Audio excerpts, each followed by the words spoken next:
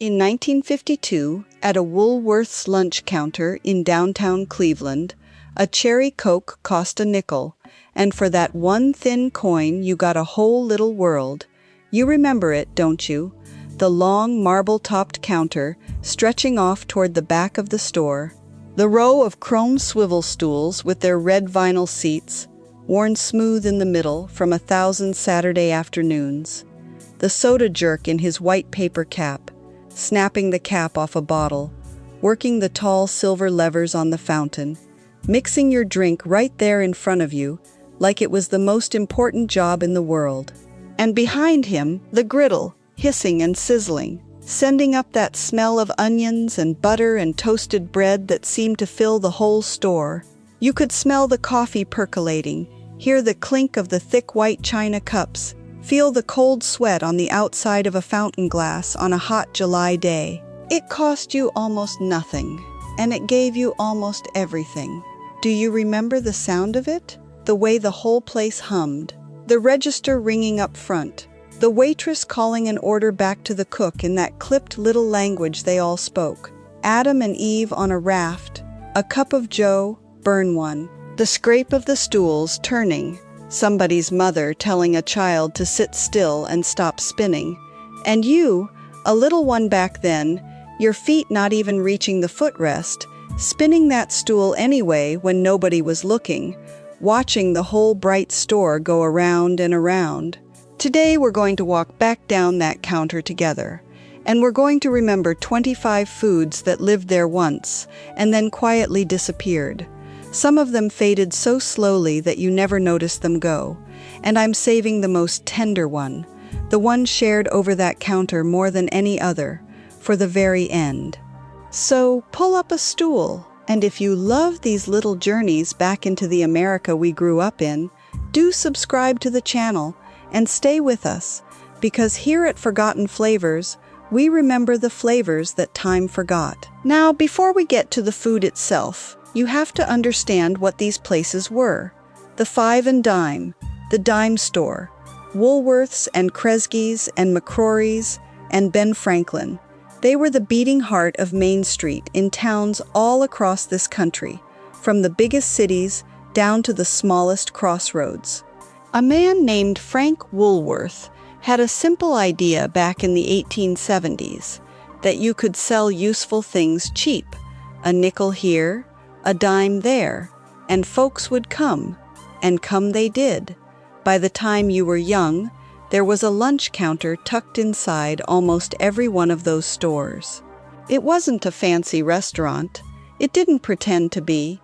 It was a place where a working man could get a hot plate on his lunch break, where a mother could rest her feet and buy her children a treat, where teenagers courted over a shared soda after school.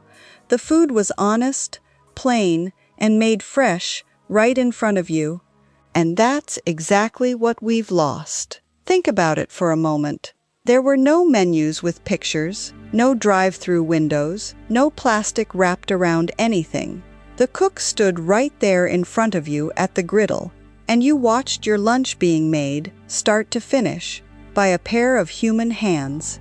The waitress knew the regulars by name and knew what they'd order before they said a word. The coffee came in a heavy china mug, refilled without your even asking, for a nickel, and a whole meal, a real hot meal, could be had for the loose change in a workman's pocket.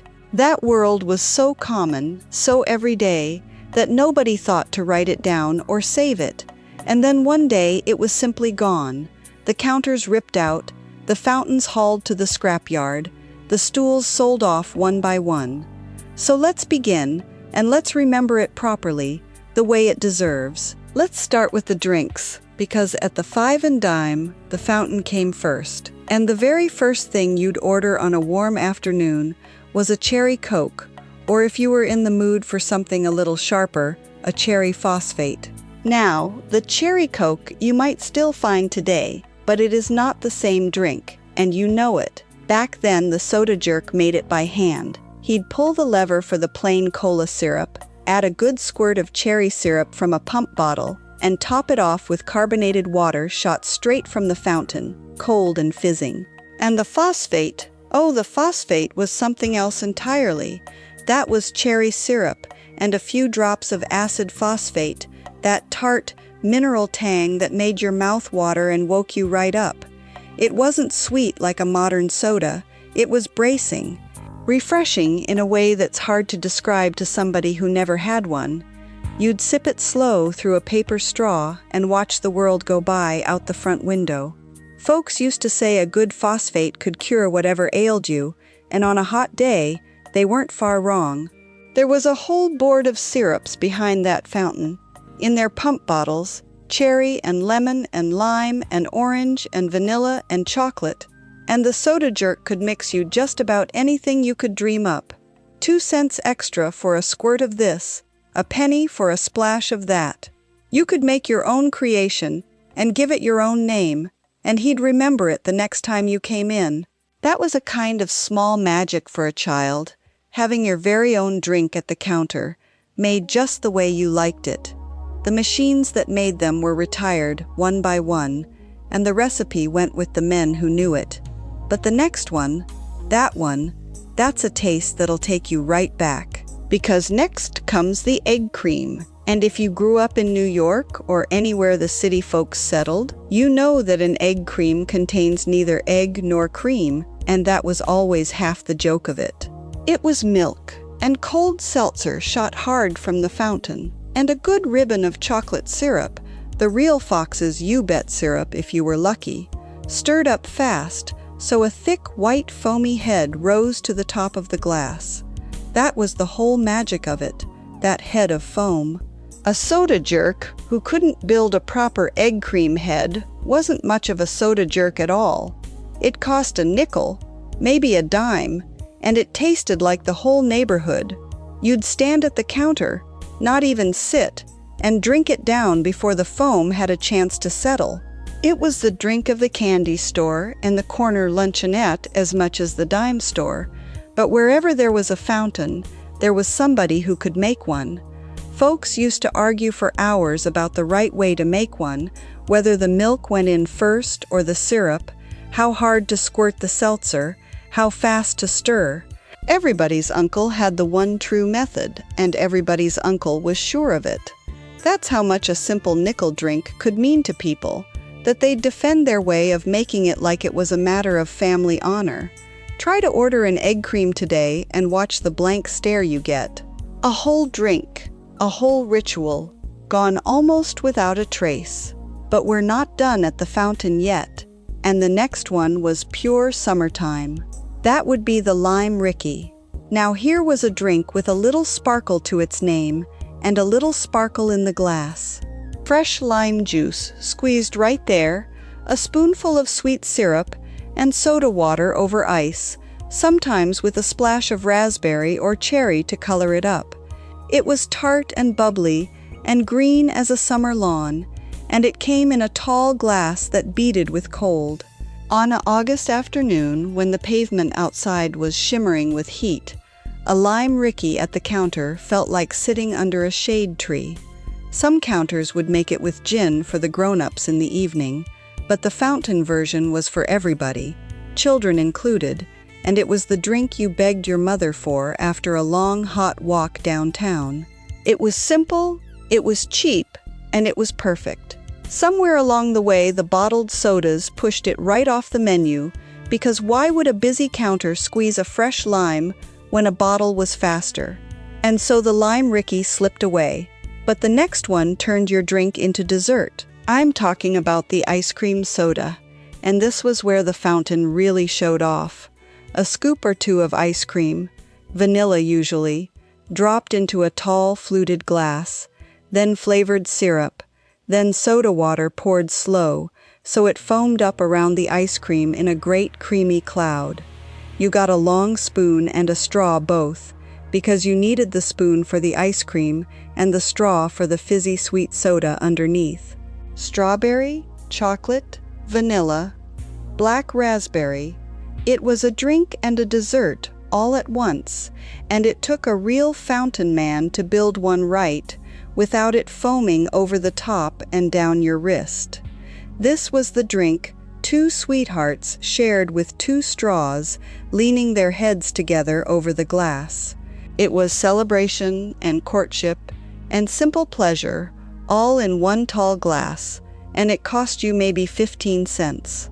The soda fountain lived and died by drinks like this, and when the fountains closed, the ice cream soda mostly closed up with them, but the next one you could smell coming.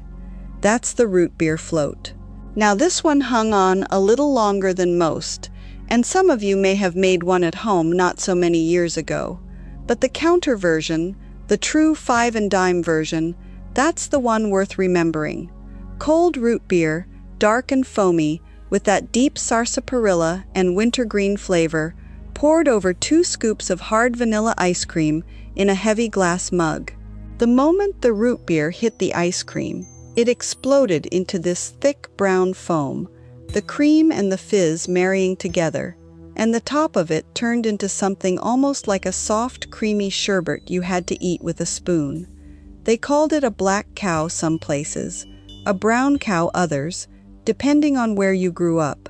It was the reward for good behavior, the treat after the dentist, the thing you and your brother fought over the last sip of. And the root beer they used at those counters, drawn from a barrel or a tap, had a bite to it that the bottled stuff today just doesn't have.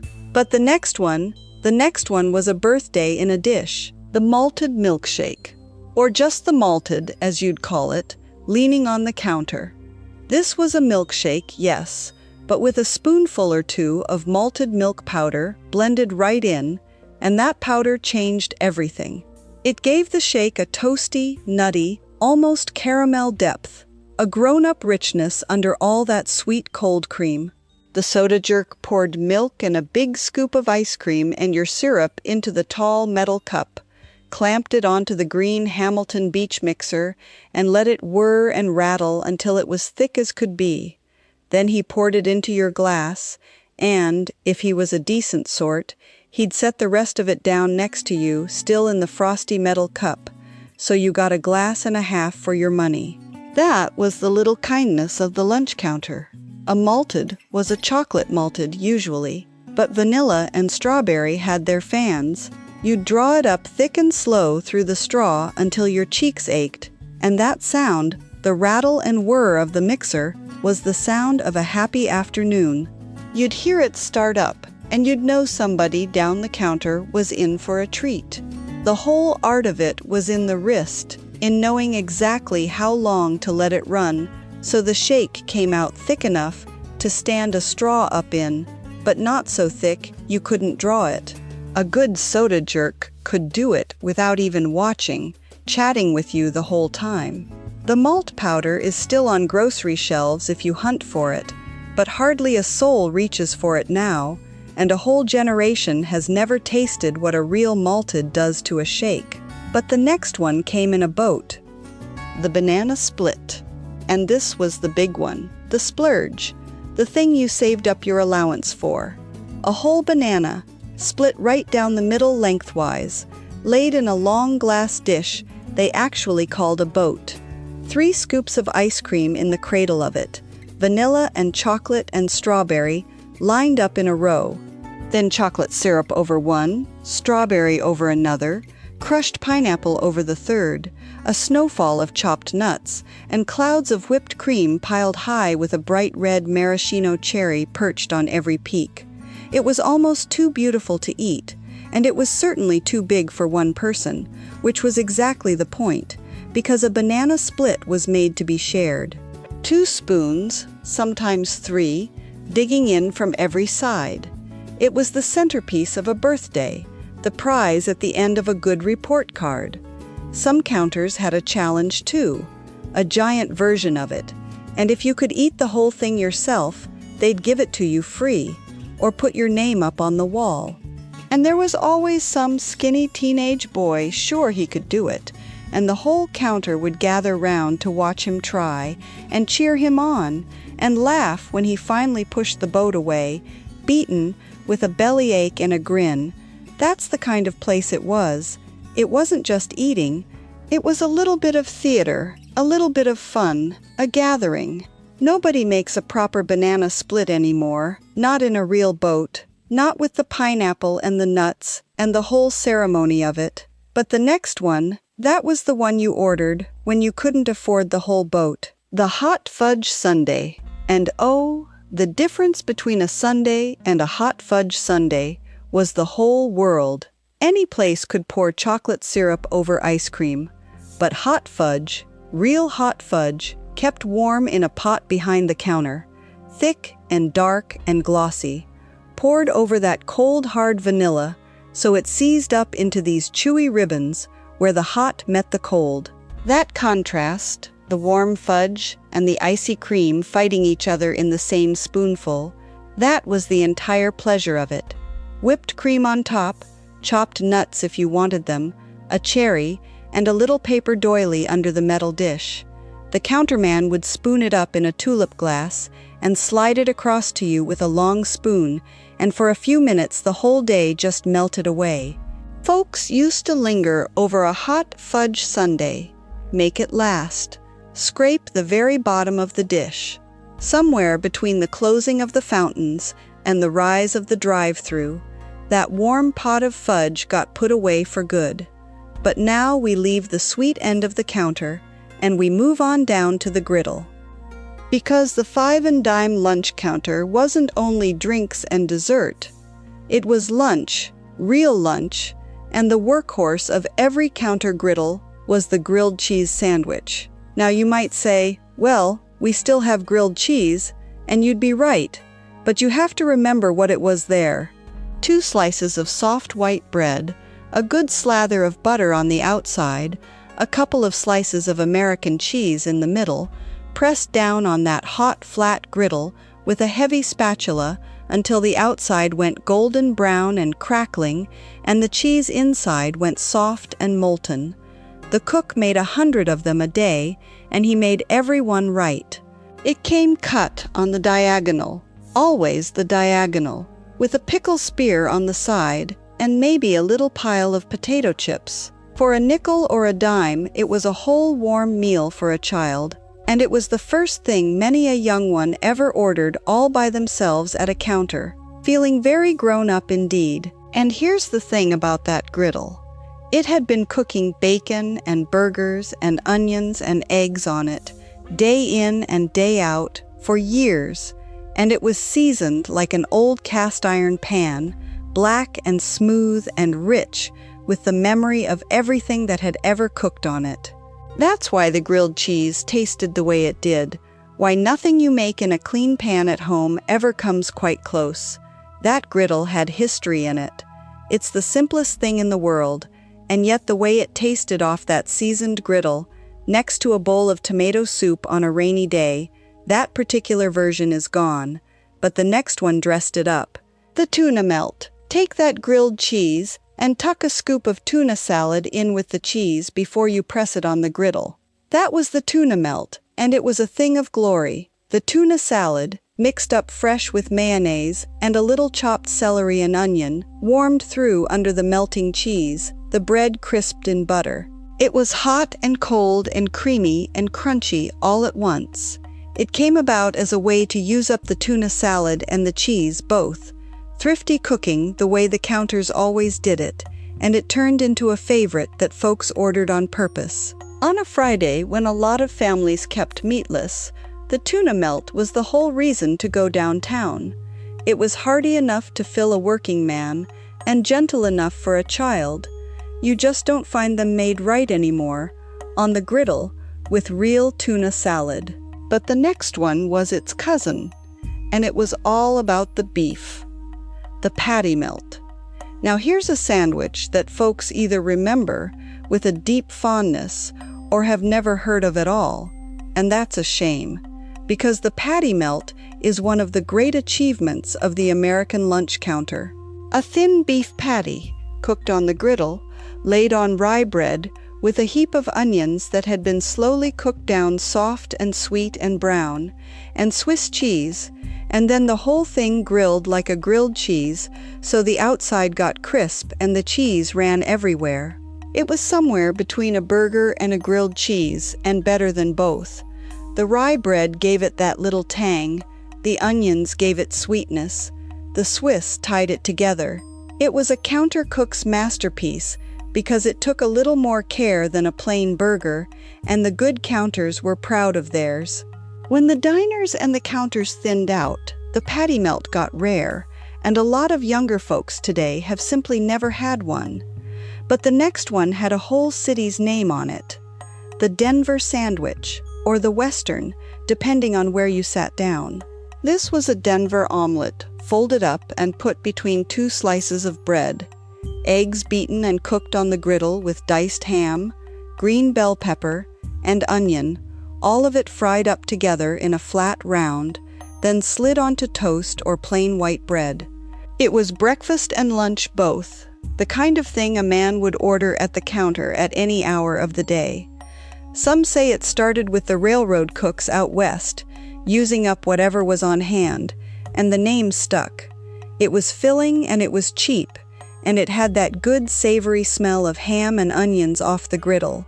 You could get one at almost any lunch counter in the country, coast to coast, and hardly anybody thought it special, because it was simply always there. And that's exactly how a food disappears, by being so ordinary that nobody thinks to save it. But the next one stood up tall on the plate, the club sandwich. Now this was the fancy one, the one you ordered when you were feeling flush or when your aunt was treating. 3 slices of toasted bread, not 2, stacked up in 2 layers. Turkey or chicken, crisp bacon, lettuce, tomato, mayonnaise, the whole thing cut into 4 triangles, and each triangle speared through with a fancy-colored toothpick, sometimes with a little frilled paper top on it. It came arranged on the plate like a little architectural wonder, with potato chips and a pickle and maybe a few olives.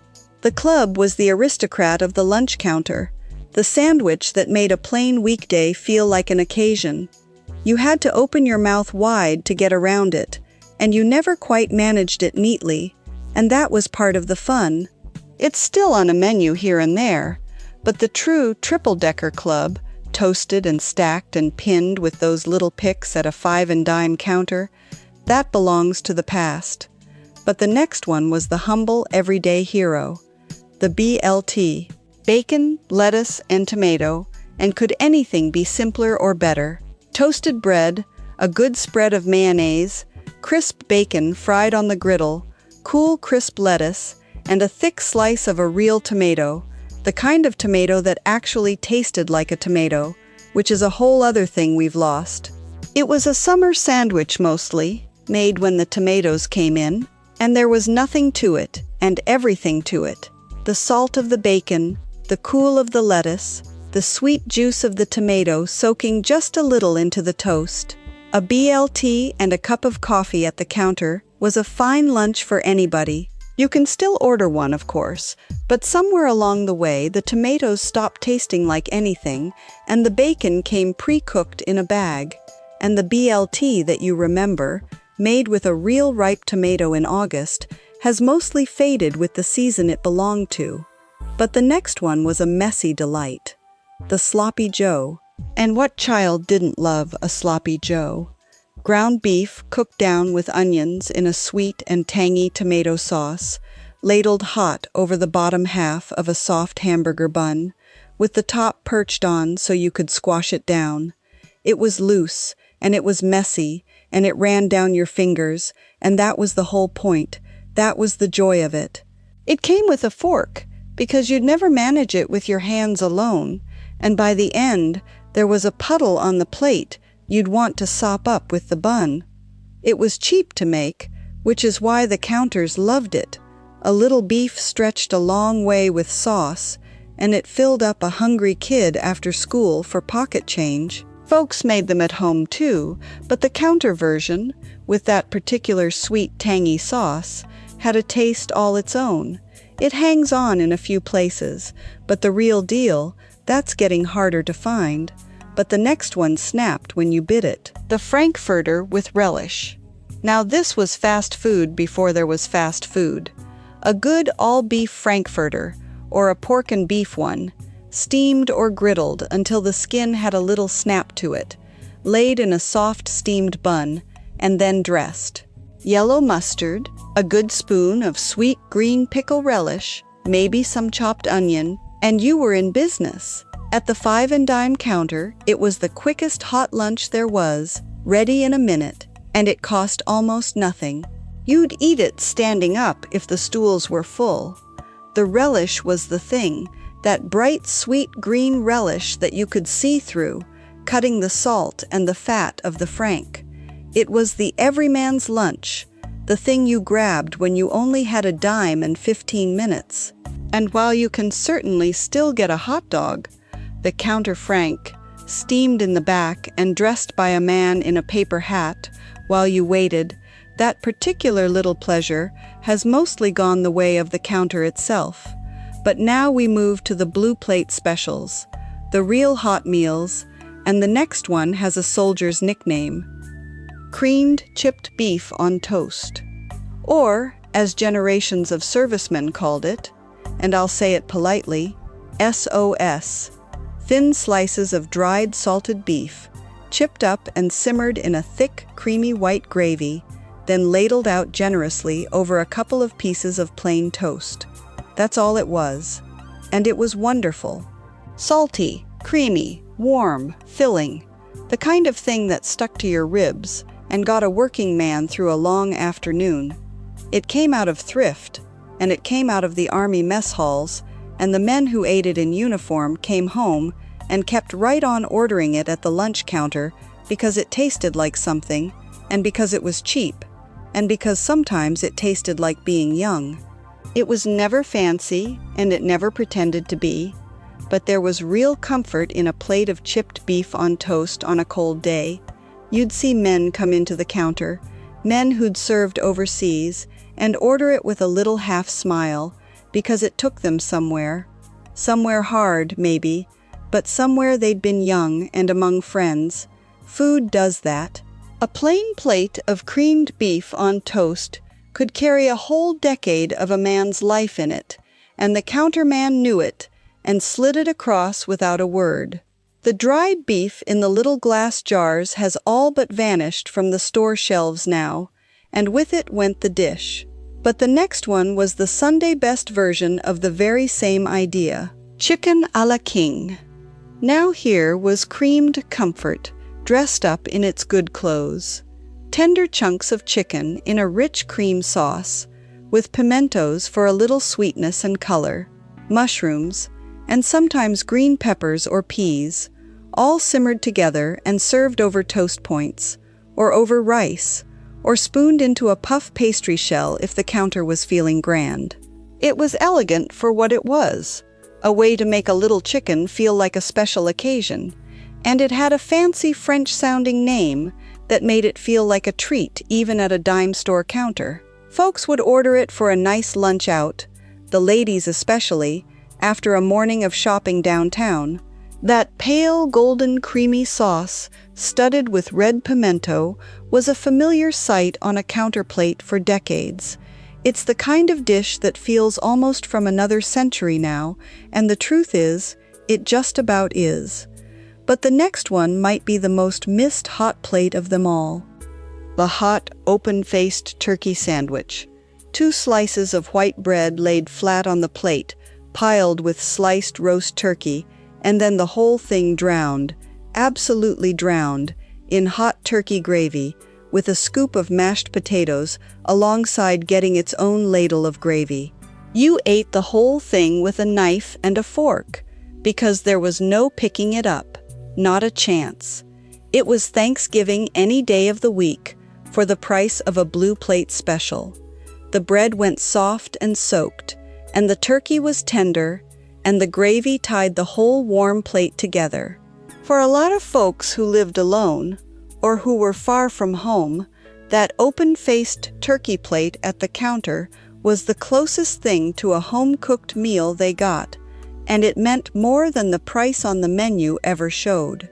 Think of a widower, an old fellow with no one left to cook for him, coming in on a cold evening and ordering that plate, and for a few minutes at that counter, with the gravy and the potatoes and a little warmth around him, feeling less alone.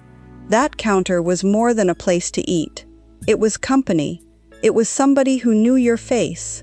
In a busy, hurrying world, it was a place where you belonged for the length of a meal, and that was worth a great deal, more than the food, even. There's real tenderness in a plate like that. You just about can't find one done right anymore. But the next one came with a name that sounded fancier than it was: the Salisbury steak plate. Now let's be honest with each other. A Salisbury steak was a hamburger patty by another name. But oh, what a good name, and what a good patty. Ground beef shaped into an oval, seasoned, browned, and then simmered in a rich brown onion gravy until it was tender, served up with mashed potatoes or buttered noodles, and a scoop of peas or carrots on the side. It was named after a doctor who thought folks should eat more beef, and the name gave a humble chopped beef patty a little dignity on the menu. It was a blue plate special standby from coast to coast, filling and savory and cheap.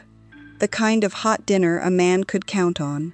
That brown gravy over the patty and spilling into the potatoes was pure comfort.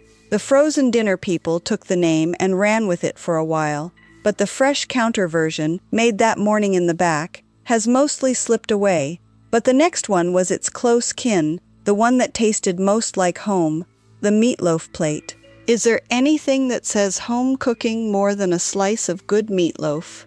Ground beef mixed with breadcrumbs and onion and egg, and a little seasoning, baked in a loaf, and served in thick, warm slices with a smear of ketchup or a ladle of brown gravy over the top, mashed potatoes on the side, a vegetable to make it a proper plate. At the lunch counter, the meatloaf was made fresh in the back kitchen every day, and a slice of it for lunch tasted like your mother's kitchen, even when you were 100 miles from home.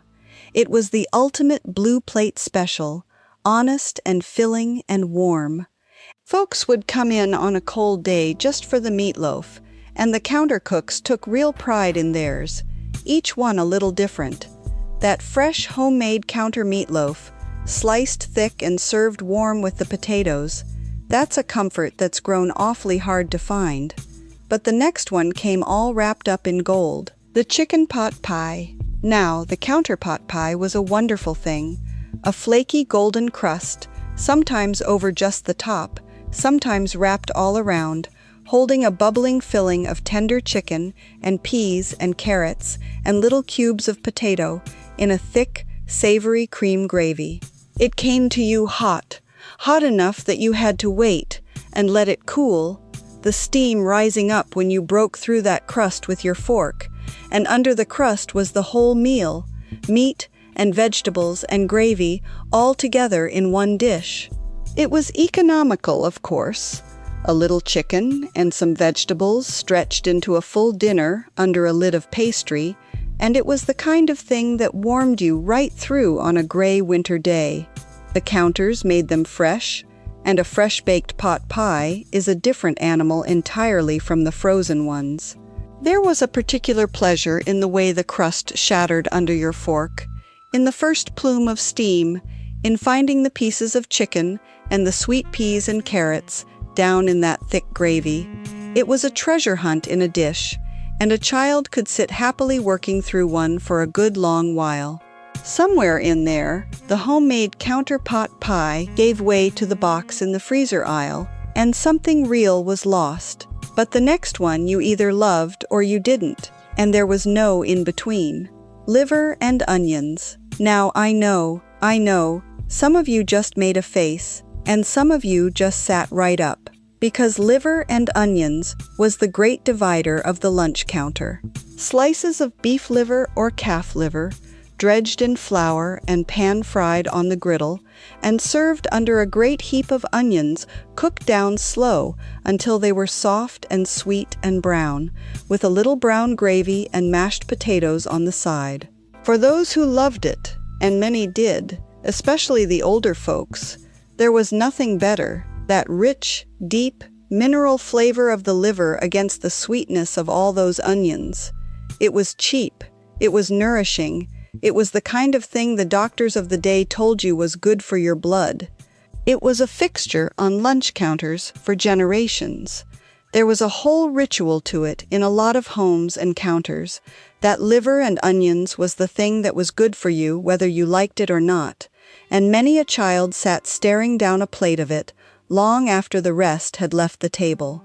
But the grown-ups loved it, truly loved it, and there's a good number of you watching right now whose mouths are watering at the very mention of it, remembering the way it filled the kitchen with that smell of onions frying slow. The younger folks turned away from it over the years, and the plate slowly vanished from the menus. But you remember it, sizzling on the griddle under all those onions. But the next one fed a whole family for pennies. Tuna noodle casserole. Now this one really tasted like the middle of the last century, didn't it? Egg noodles and canned tuna and peas, all bound up in a creamy sauce, usually made with a can of mushroom soup, topped with something crunchy, breadcrumbs or crushed potato chips or crackers, and baked until it bubbled up hot and golden at the edges. It was the definition of thrifty, feeding a whole family or a whole counterline for next to nothing, and it came out of the practical, make-do spirit of those years. At the lunch counter, you'd get a good square scoop of it on your plate, hot and creamy and comforting. It wasn't glamorous, nobody ever pretended it was, but it was warm, and it was filling, and it tasted like a certain kind of American home. And you know, there's no shame in the humble can of soup, whatever the fancy folks say now. It fed this country through hard times and good. It stretched a little bit of protein across a big hungry family, and it did it without complaint. The women who made those casseroles were doing something honorable, feeding their people with what they had, and doing it with a little cleverness and a lot of love. It fell out of fashion as tastes changed, and folks turned up their noses at the humble can of soup. But there was real comfort in it once, and a real kind of wisdom in it too. But now we turn to the cool side of the counter, the salads, and the next one had a fancy hotel's name. The Waldorf salad, named for the Grand Waldorf Hotel in New York, but you could get a version of it at the humblest dime store counter. And that was the wonderful thing about America back then. Crisp apples cut into cubes, celery for the crunch, walnuts, and grapes if they had them, all tossed in a light coat of mayonnaise and served up on a leaf of lettuce. It was sweet and crunchy and fresh, a nice light lunch for a lady, or a side to go with your sandwich. It sounds almost old-fashioned to say it now, but a Waldorf salad was considered a real proper thing to order, refined, a little bit special, and yet it was made of the plainest ingredients, apples and celery and nuts. That combination of the sweet apple and the crisp celery and the creamy dressing was a familiar taste for decades of lunches. You just about never see it anymore. But the next one was sweeter still, and it came from down south, ambrosia. Now here was a dish with a heavenly name, and it earned it. The food of the gods. That's what ambrosia means, and this was a southern favorite that spread to counters everywhere. Oranges and pineapple and little marshmallows and shredded sweet coconut, sometimes with grapes or cherries, all folded together, sometimes with a little whipped cream or sour cream to bind it. It was somewhere between a salad and a dessert, cool and sweet and bright, and it came in a little dish with all those colors, the orange and the white coconut and the red cherry. It showed up especially around the holidays, but you could find it year-round at a lot of counters. It was refreshing and festive, and it made a plain lunch feel like a celebration. That sweet coconut and citrus taste is one a lot of us grew up with and haven't had in years. But the next one wiggled and shone. The molded Jell-O salad. Oh, now we've come to it. Nothing, and I mean nothing, says the middle of the last century quite like a shimmering, jiggling molded Jell-O salad. And these were not the simple bowls of Jell-O you might think of. These were elaborate creations.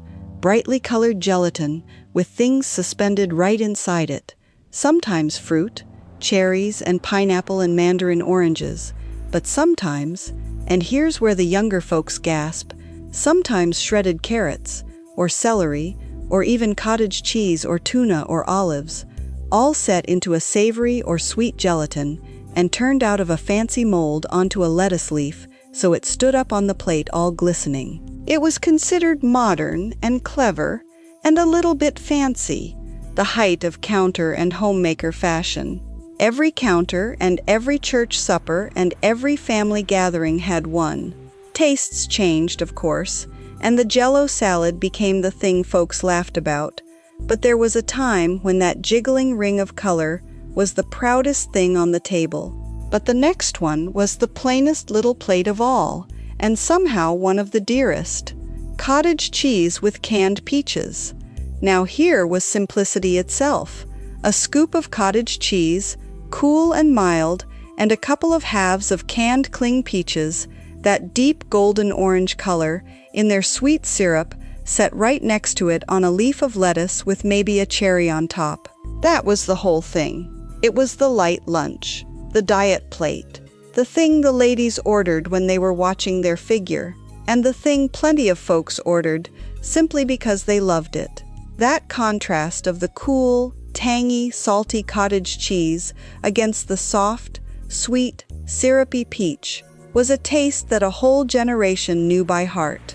It was cheap and it was quick, and it turned up on lunch counters and coffee shop menus everywhere for decades, so ordinary that nobody thought a thing of it, and that's how it slipped away, quietly, ordinary to the last.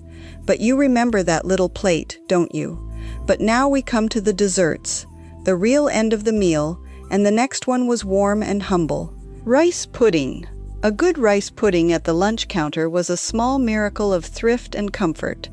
Rice, milk, sugar, eggs, a little vanilla, and cinnamon, cooked or baked slow until it was thick and creamy, with raisins folded in and a dusting of cinnamon or nutmeg on top, served warm or cold in a little dish. It was made from the plainest things in the pantry, leftover rice even, and it turned into something soft and sweet and soothing. It was the kind of dessert that felt like being taken care of, gentle on an old tooth or a young one, warm in the belly on a cold day. The counters kept a pan of it going and dished it up for a nickel or a dime. It's a humble thing, rice pudding, and maybe that's why it faded, but there was real love in a dish of it. But the next one was its richer cousin, bread pudding. Now here was thrift turned into a treat, pure and simple. Stale bread, the heels and the leftover slices that would otherwise go to waste, soaked in a custard of milk and eggs and sugar and vanilla, with raisins and cinnamon, and baked until the top went golden and crisp, and the inside stayed soft and custardy. Sometimes they'd pour a sweet sauce over it, a vanilla sauce or a whiskey sauce for the grown-ups. It came out of the deep old wisdom of wasting nothing, of taking the humblest scraps and making them into something warm and wonderful, and that spirit ran all through the food of those years. At the counter, it was a warm, comforting end to a meal, sweet and soft and homey. You just about never see a real bread pudding at a counter anymore, and the everyday habit of turning old bread into dessert has faded right along with it. But now we come to the pies, and the next one was pure yellow sunshine. Banana cream pie. Oh, the pies at the 5 and dime counter, turning slowly in that glass case with the little light inside. And the banana cream pie was one of the crown jewels, a flaky crust, filled with a rich, smooth vanilla custard and slices of fresh banana layered all through it, topped with a great swirl of real whipped cream, and maybe a few more banana slices on top, or a sprinkle of vanilla wafer crumbs. It was cool and creamy and sweet, and it tasted like a little bit of heaven at the end of your lunch. You'd point at it in the case, and the counter girl would cut you a wedge and slide it onto a little plate. That combination of the soft banana and the smooth custard and the cloud of whipped cream was a familiar joy for decades. You have to remember that glass case, lit up warm from inside, turning slowly, with the pies and the cakes lined up like jewels in a shop window. That case was a promise. It was the reward waiting for you at the end of your sandwich, and half the pleasure of lunch was deciding, all through the meal, which slice you were going to point to when the time came. The pies in the cases got replaced over the years by ones that came frozen from a truck, and the fresh banana cream pie, made that morning by hand, quietly disappeared. But the next one was its beloved partner in that pie case, coconut cream pie. And here was the other jewel, sitting right next to it, that same flaky crust, that same smooth, rich vanilla custard, but folded through with sweet shredded coconut and topped with whipped cream or a tall toasted meringue with more coconut sprinkled over the top and toasted golden. When it was made right, that meringue rose up in soft peaks tipped with brown, and the coconut gave it a sweetness and a chew that the banana pie didn't have. It was another of those pies you chose by pressing your nose to the glass of the case and pointing.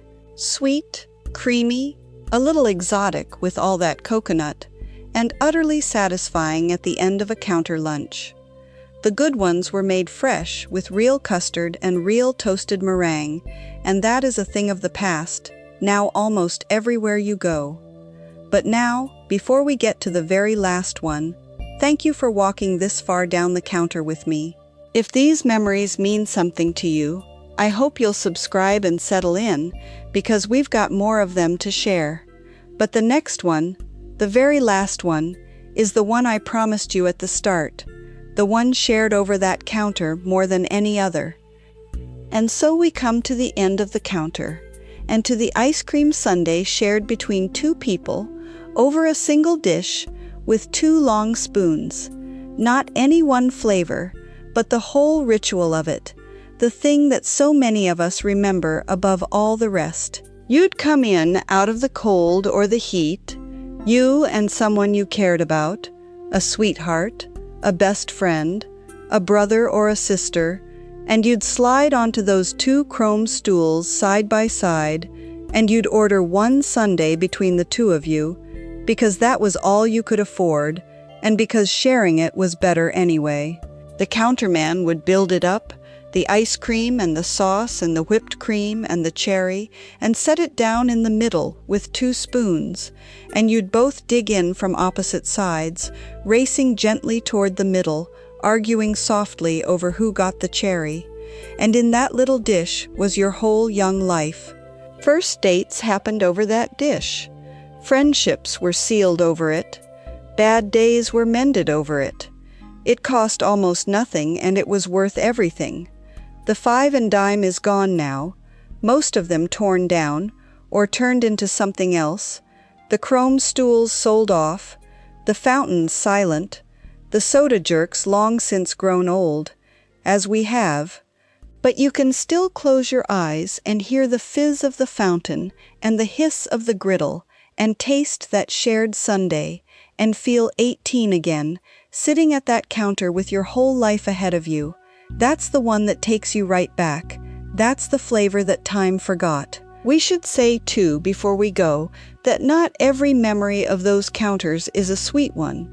There was a time, and many of you lived through it, when those counters were not open to everyone equally, and the fight to change that, folks sitting down bravely at counters where they'd been told they could not sit, is a real and important part of this story too. Those counters saw courage as well as milkshakes, and it's right that we remember all of it, the sweetness and the struggle both, because that's the honest history of the America we grew up in. Thank you for spending this time with me, and for remembering along with me. These little foods, these nickel and dime treasures, they were the small, warm, ordinary joys of everyday life, and they slipped away so quietly that most of us never got the chance to say goodbye to them. So consider this our goodbye, and our thank you to the flavors that fed us and comforted us and made us who we are. If this brought back even one warm memory for you, please do subscribe and stay with us here at Forgotten Flavors so we can keep these memories alive together. And next time, we're going to pull our chairs up to another table, the great American Sunday supper of days gone by, the roasts and the sides and the desserts that Grandma made, the dishes that filled the house with that unforgettable smell every Sunday afternoon. Until then, take good care of yourself, hold your memories close, and remember, here we remember the flavors that time forgot. We'll see you next time.